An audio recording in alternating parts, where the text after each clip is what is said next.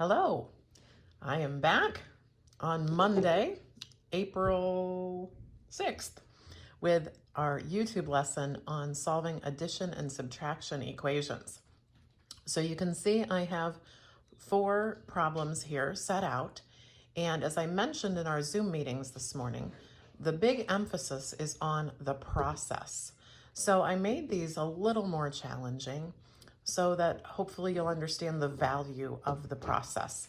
7th graders have expressed to us how it's critical for kids to understand this process and showing the inverse and the undoing so that when you get into multi-step equations, you have this basis firmly in your noggin. So I'm going to go through this process. X plus 31 equals 89. So remember, with equations, we are trying to undo things. So the undoing, or the inverse of addition, is subtraction. So here's the steps that we need to show. We need to undo adding 31. And remember, equations are all about balance. So what I do to one side of the equation, I have to do to the other side of the equation. So what does that leave me over here? Well, the plus 31 and the minus 31, they cancel each other out essentially. That was my goal, to get this x by itself. And then here, I'm just subtracting. So my final answer is 58. Now you're going to have a homework assignment that looks very much like this. And when you take a picture of it and send it back to me, this is the process that I want to see. That's the process that's going to earn you your credit. Okay, so what happens with x minus 17 equals 52? Well, again, we want to undo the subtraction. Our goal is to get our variable alone. They call that isolating the variable. And so how am I going to undo subtracting 17? I'm going to add 17. And because equations are all about balance, what I do to one side of the equation, I have to do to the other side of the equation. And the sides of the equation are separated by the equal sign. So here, minus 17 and plus 17 leaves me with just x. And then here, I get 69. Again, the process is what we're after here.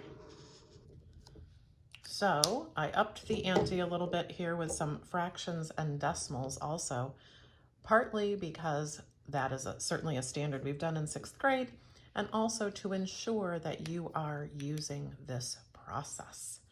So here I have x plus 3 3/4 equals 6 9/10.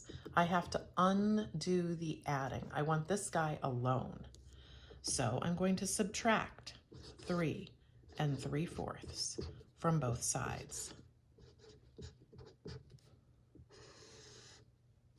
Here, the reason I did that was so x would be alone. Here, I have to find my common denominators. So common denominator between 4ths and 10ths, that's 20ths. This is times 2, so this is times 2, so I have 18 20ths. This is times 5, this is times 5, so that's 15. So I subtract 6 minus 3, 3, 18 minus 15, 3 20ths.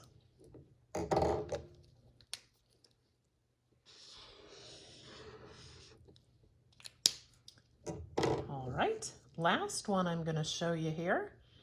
X minus 3 91/100 equals 15 27/100. So I have to undo this. I want to do the inverse of subtracting 3 91/100. That means I'm going to add 3 91/100 to both sides. So here I end up with just an x. That was my goal, remember, to isolate that variable. And then I'm adding here. So I have 8, 11, carry the 1, put in that decimal point, 19 18/100.